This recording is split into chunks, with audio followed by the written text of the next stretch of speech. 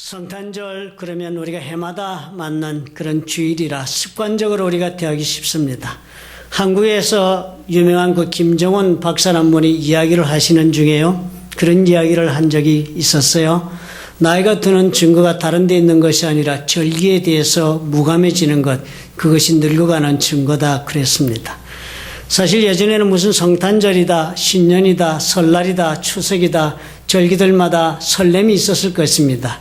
이제 나이가 들었어요. 성탄절이든 새해든 아무 감각이 없이 그저 또 철이 돌아가는구나 이렇게 생각하신다면 늙으신 분이래요. 사실 성경에도 보면요.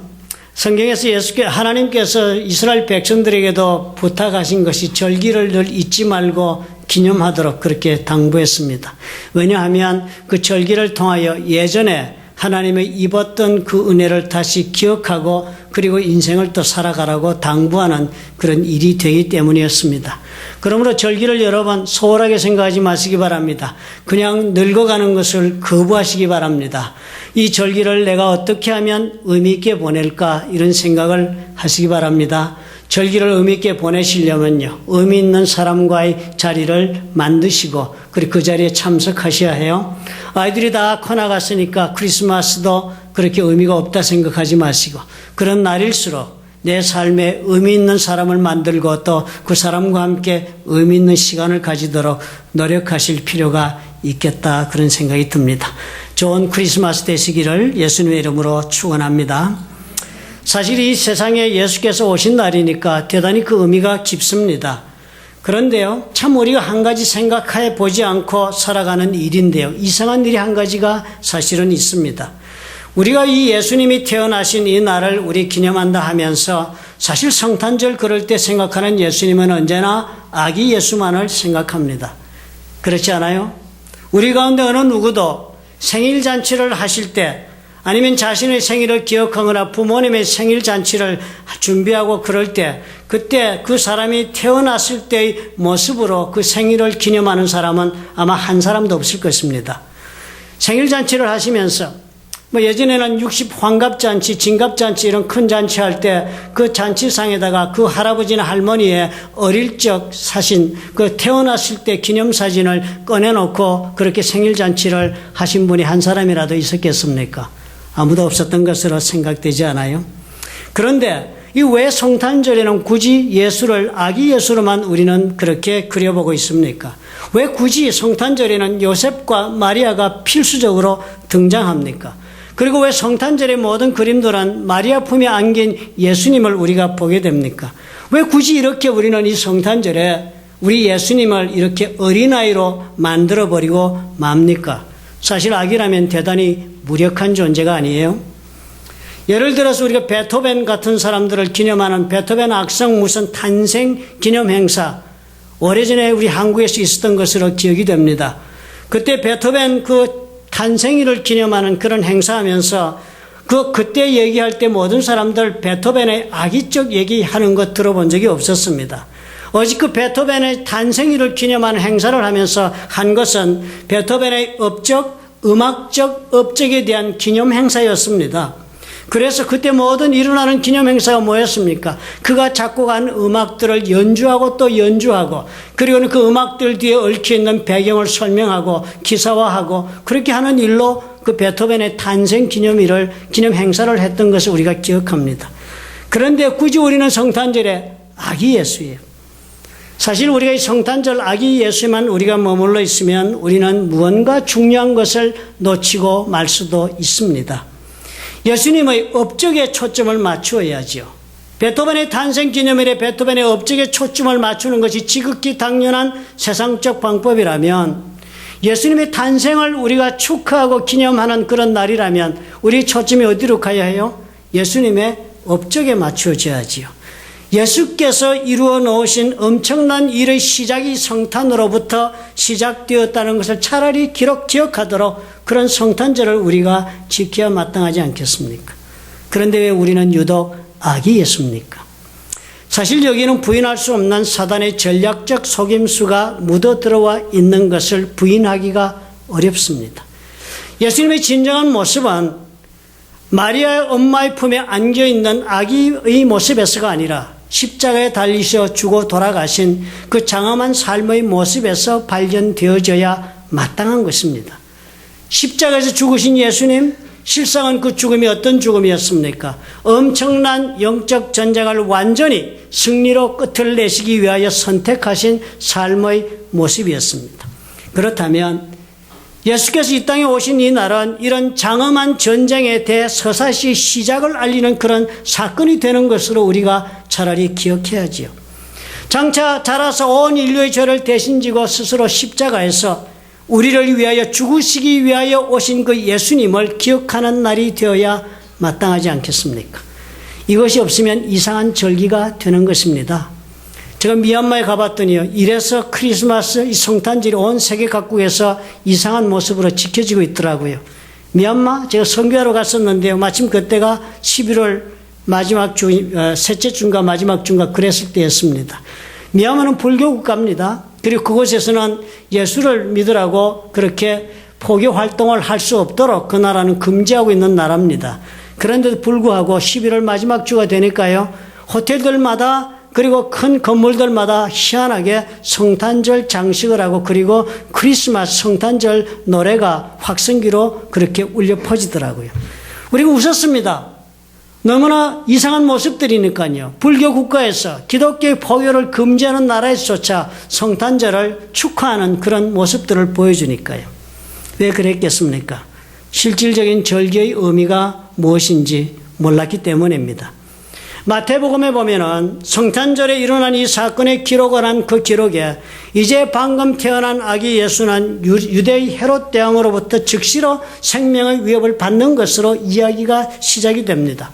헤롯 대왕, 온 유대인이 진정한 왕으로 오신 그 예수를 죽이기 위해서 대살육을 저지르는 이야기가 탄생의 이야기의 시작이 되고 있습니다.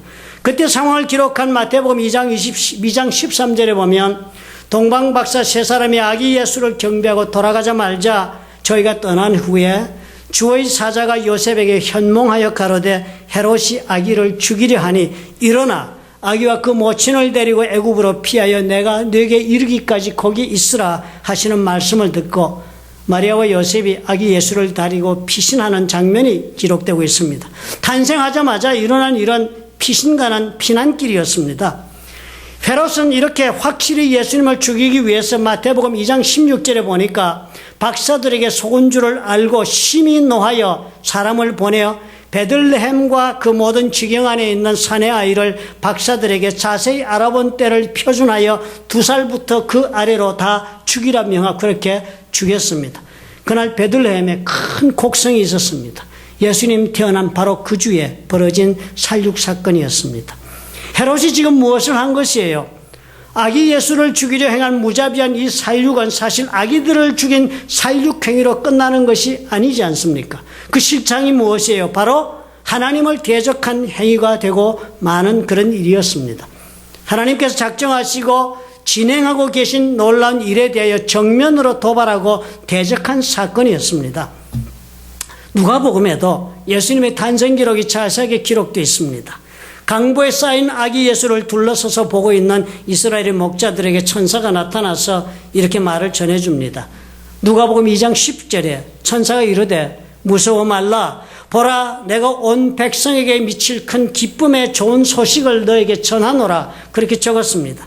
예수님이 탄생 소식이 뭐라고 적었습니까? 큰 기쁨의 좋은 소식이라고 그랬습니다. 그리고 누가복음 2장 14절은 또 이렇게 적었어요. 지극히 높은 곳에서는 하나님께 영광이요 땅에서는 기뻐하심을 얻은 사람들 중에 평화로다 그랬습니다. 큰 기쁨의 좋은 소식이었고 그리고 땅에서는 평화의 소식이라고 그랬습니다. 그런데 막상 그 좋은 소식, 그 평화의 소식이 전해지자 말자 일어난 사건이 무엇이었습니까? 그 기쁨의 좋은 소식과 평화의 소식이 가져온 사건들이 무엇이었습니까? 대살육이었습니다.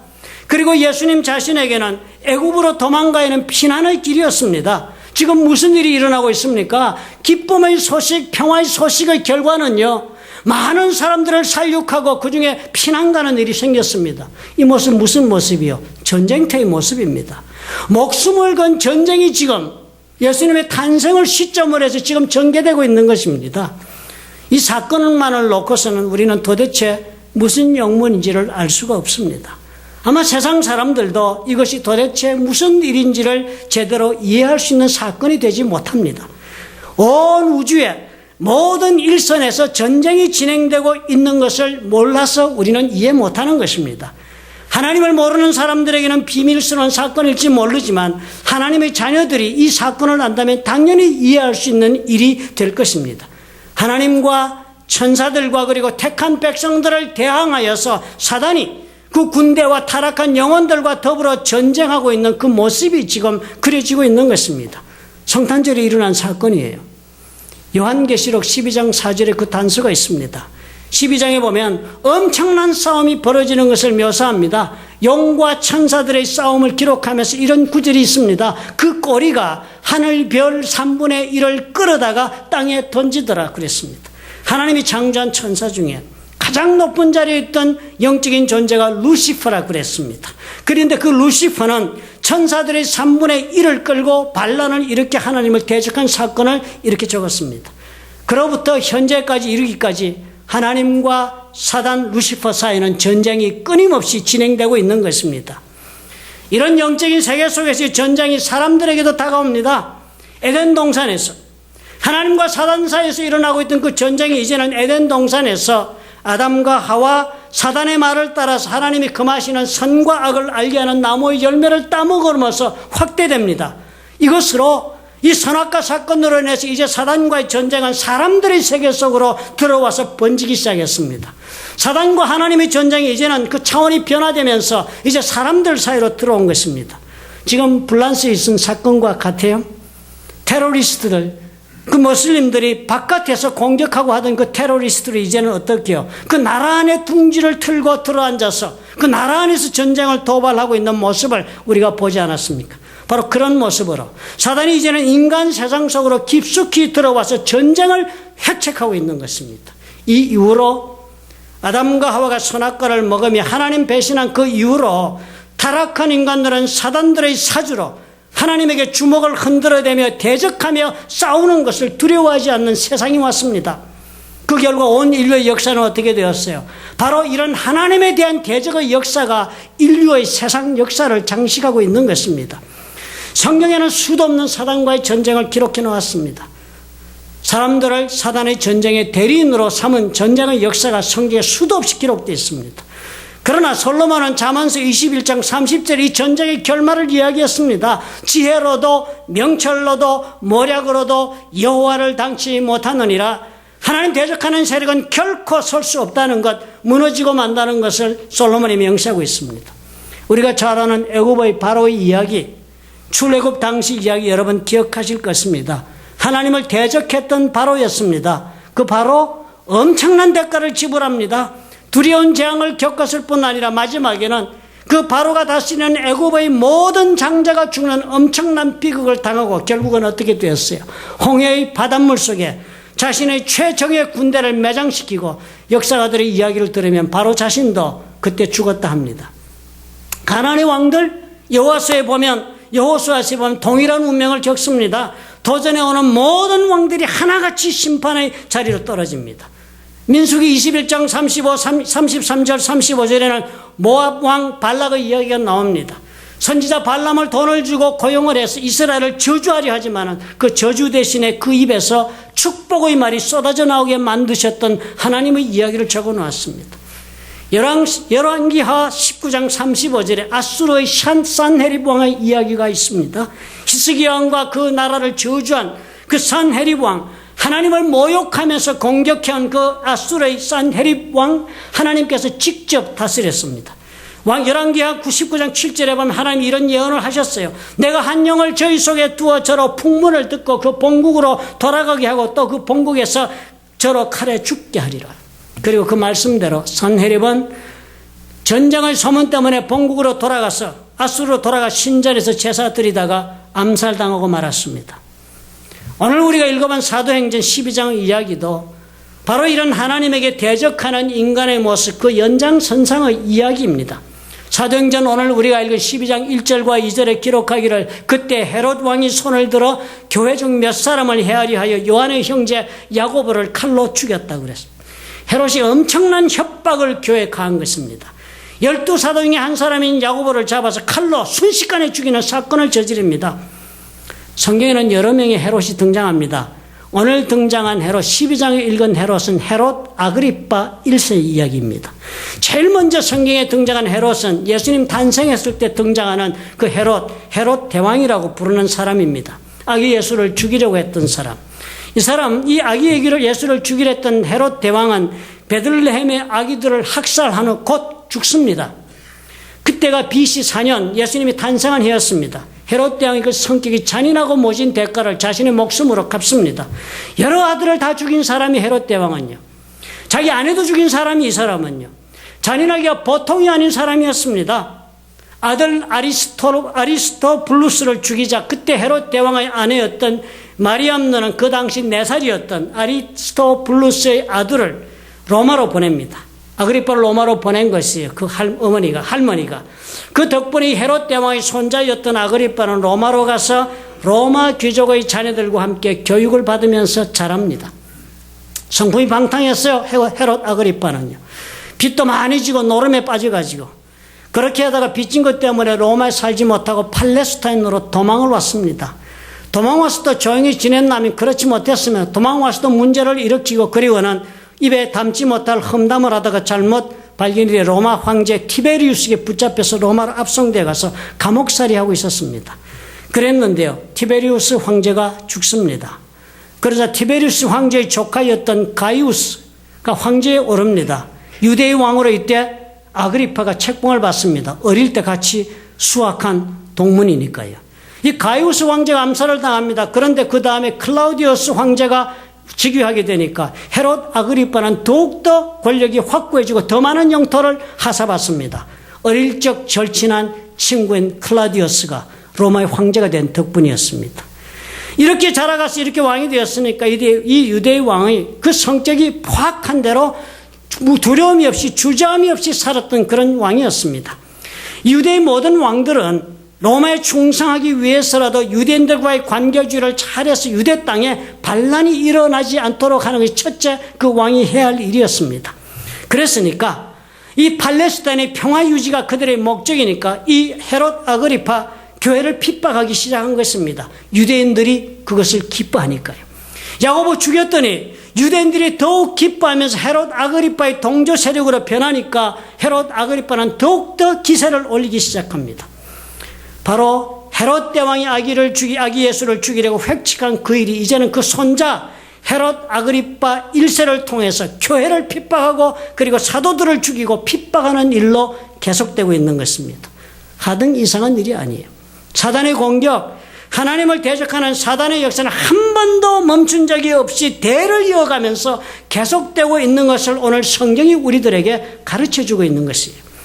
헤롯의 손을 떠나면 그 다음에는 또 다른 공격이 있고 또 다른 핍박이 있고 목숨을 빼앗고자 하는 적이 또 출현해서 교회와 성도의 삶을 핍박하고 죽이려고 획책하는 일이 계속되는 것을 사도행전은 꾸준히 우리에게 알려주고 있습니다. 오늘 우리가 읽은 이 이야기는 그저 한 사람 잘못된 사람의 일이 교회에 어떤 영향을 주었느냐 하는 이야기를 하고 있는 것이 아닙니다. 오늘 우리가 읽어본 이 사건은 헤롯 아그리파 한 사람의 일로 어려움을 당하고 있는 것을 적은 것이 아니라 창세전부터 있어온 사단과의 전쟁이 연속선상에서 벌어지고 있는 사실을 우리에게 알려주고 있는 것입니다. 우리가 한 가지 주목할 것이 있어요. 그래서요. 예수님이 이 땅에 오신 이후로 그 이전은 물론이고 이 전쟁에서 사단은 결코 한 번도 승리한 적이 없다는 사실입니다. 헤롯 대왕이 아기 예수를 죽이려고 베들레헴에 있는 2살 미만의 모든 남아를 죽이고 있었지만 그 시간에 이미 예수님은 하나님의 손으로 애굽에 가 있어서 그의 계획은 실패하고 맙니다. 그리고 헤롯은 뜻을 이루지 못해요. 바로 예수께서 그렇게 도망간 그 해에 헤롯은 바로 그 자리에서 죽습니다. 실질적으로 하나님 앞에 자신의 목숨을 대가로 지불한 것입니다. 오늘 이 사건 헤롯 아그리파도 야고보 죽이고 이제 베드로를 죽이고 하지만 성경 우리에게 무엇을 보여줍니까? 성공하지 못한다 하는 것입니다. 왜요? 하나님께서 개입하신 것입니다. 헤롯 아그리파가 야고보를 죽이면서 무섭게 핍박을 가해오자 12장 5절에 보니까 베드로는 옥에 갇혔고 교회는 그를 위하여 간절히 하나님께 빌더라고 그랬습니다. 야고보 잡혀가서 순교당했을 때와는 달리 이제 교회는요, 사단의 전쟁인 것을 알고 하나님께 기도했다는 것입니다. 기도가 간절했다고 그랬습니다. 간절했다는 단어의 성경적 원어를 보면 의학 용어예요. 근육을 한계점까지 늘어뜨렸다는 것이 간절했다는 뜻입니다. 그렇게 기도했다는 거예요. 엄청나게 한계점을 넘어가면서 죽을 힘을 다해 기도했더니 하나님께서 그날 밤 사건 현장에 개입해 오신 것입니다. 그리고 베드로 풀려났습니다. 하나님을 대적한 사단의 계획은 다시 또 무산되었다 성경이 보여줍니다. 예수께서 십자가에 죽으시고 부활하신 이후로 사단은 언제나 확실하게 실패합니다. 사단은 먼저 공격을 해오고 심대한 타격을 입히지만 결국은 그것이 백파이어가 되어서 스스로 실패를 자초하고 마는 것이 이 전쟁의 실상이라고 성경이 우리에게 가르쳐 줍니다. 하나님 대적하는 사탄과 그의 세력들은 여전히 주님께서 다시 이 세상에 심판의 주로 오실 때까지, 그래서 저들을 심판하시는 그날까지 우리 가운데서 지속적으로 이어지고 있다 성경이 가르쳐 주기를 원합니다. 우리가 이것을 배울 수 있어야 합니다. 왜냐하면 예수께서 십자가에서 이것 때문에 우리를 위해 대신 죽으시고 나머지 일이 지금 진행되고 있기 때문입니다. 십자가 사건은 전쟁의 승리를 확실하게 매김하는 사건이 되었습니다. 사단이 우리를 잠수하고 끌고 가서 멸망시킬 수 있는 길을 원천적으로 봉쇄한 사건이 십자가 사건입니다. 예수님의 탄생은요, 우리가 쉽게 이해하려면 마치도 한국전 때 메가더 장군이 이끄는 연합전의 인천 상륙작전이라고 보시면 딱 좋습니다. 그때 한국이 남한에 우리가 북한의 군대에 밀려가지고 부산까지 밀려갔습니다. 마산, 낙동강, 그리고 또 뭐 오른쪽 울산이었습니까? 이렇게 해서 온 북한이 총력을 공격할 때요. 그때 메가더 장군과 미군의 연합군들이요, 인천 상륙작전을 진행했습니다.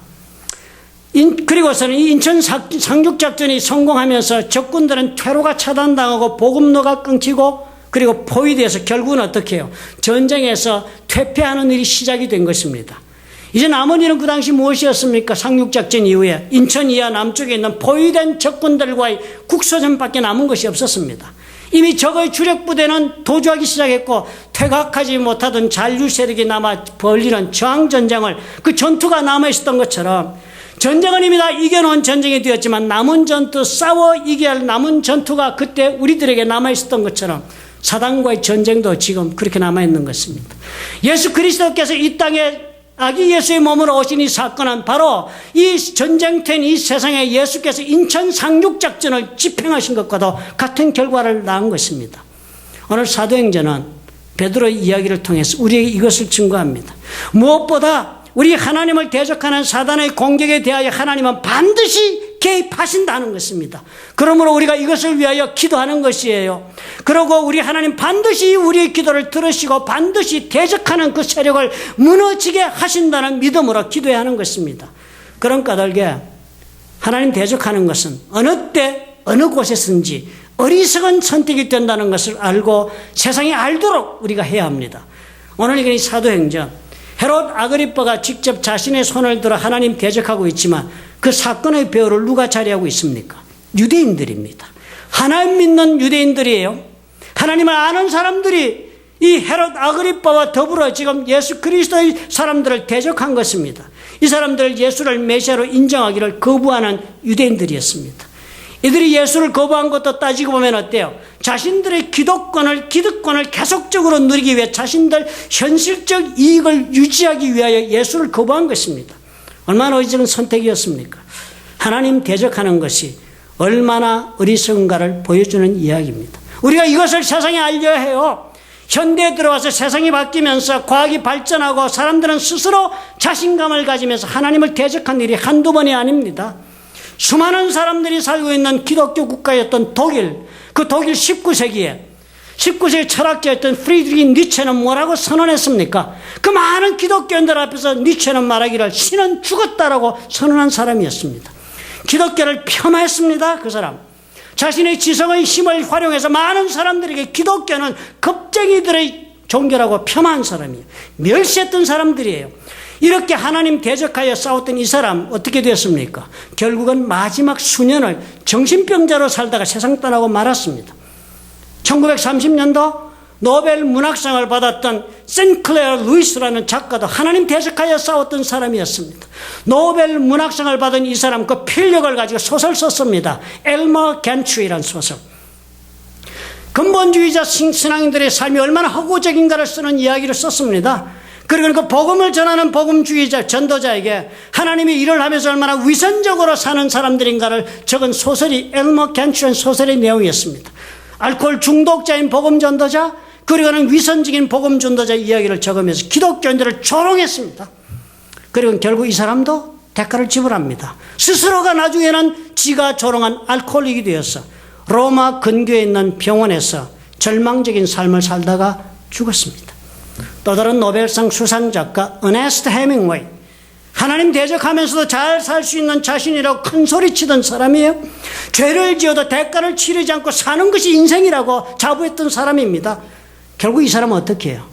하나님이 이렇게 무시하고 대적한 이 삶의 결과는 엽총으로 자살하는 것을 대가를 지불합니다. 하나님 대적하면서 싸운 대가로 자신의 목숨을 지불하는 것으로 끝났습니다. 예수님 대적하여 싸우면서도 하나님을 대적하여 싸운다고는 꿈에도 생각해보지 못했던 유대인들 아니었습니까? 글쎄요. 저들은 어떻게 자신들의 역사를 지금 설명하고 정당화시키고 있을지는 몰라도 적어도 성경은 우리에게 증거를 보여주고 있습니다. 예수 그리스도를 십자가에 못 박으라고 아우성을 치는 그 유대인들이 뭐라고 말했다고 마태복음에 적고 있습니까? 마태복음 27장 25절 이렇게 저들의 함성을 적어놓았습니다. 백성들이 다 대답하여 가로되 그 피를 우리와 우리 자손에게 돌릴지어다. 무슨 말로 응답한 사람들이었습니다. 유대인의 수백만 학살, 사단과의 전쟁 속에서 하나님을 대적한 결과가 아니라 생각하기는 너무나도 소름 끼치는 말 아니었습니까? 그 피를 우리와 우리 자손에게 돌리라고.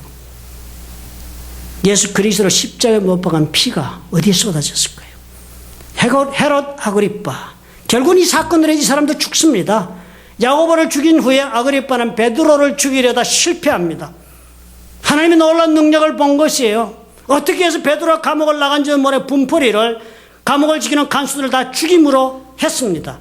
그렇지만 그 영혼 속에 하나님의 존재에 대한 두려움이 일었을 것입니다. 즉시로 예루살렘을 떠나서 가이사랴, 로마의 총독부에 있는 도시로 갑니다. 아마 이해할 수 없는 하나님의 역사를 당했으니까 머물러 있을 수가 없었겠지요. 가이사랴에서 그는 스스로를 위로받기 위해 들어와 시돈 사람들 앞에서 신의 영광을 받아 누리는 자로 그렇게 행세했습니다. 그리고 하나님이 심판받는 모습이 사도행전 12장 21절과 22절 이렇게 적었습니다. 헤롯이 나를 택하여 왕복을 입고 위에 앉아 백성을 효유한데 백성들이 크게 부르되 이것은 신의 소리요 사람의 소리는 아니라 하거늘.